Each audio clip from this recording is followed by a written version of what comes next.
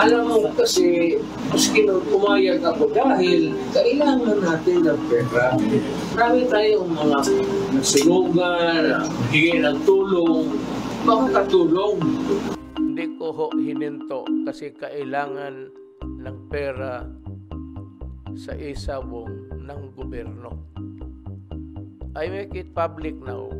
It's 640 million a month. In a year's time, it's billion plus. Saan tayo maghanap ng pera ng gano'n na kadali? Na siguro sa taxation natin. So, ang gobyerno can only broad. Ang sasabihin sayang ang tax revenue na makukuha ng PAGCOR sa online gambling. Reminiscent ng sinabi ni Duterte sa mga Pogo Hubs.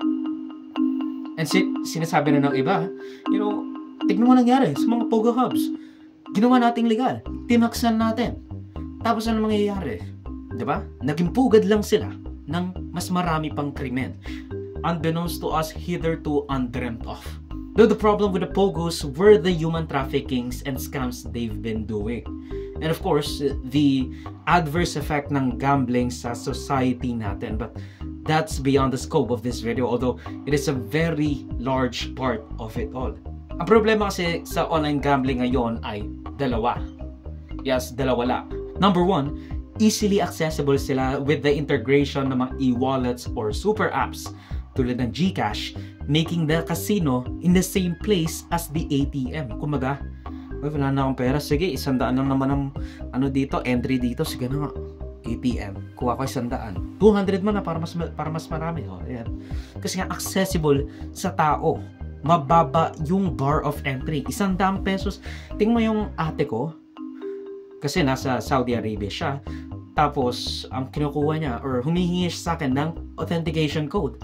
Kasi nga, nanghihingi siya or nagbibigay siya ng 100 pesos sa gambling site para makapaglaro. And minsan hindi ko na nga pinapansin kasi nga, again, she's just throwing her money out of the way. Number 2, mababa ang barrier of entry. Basta may 100 ka, maybe even less, pwede na.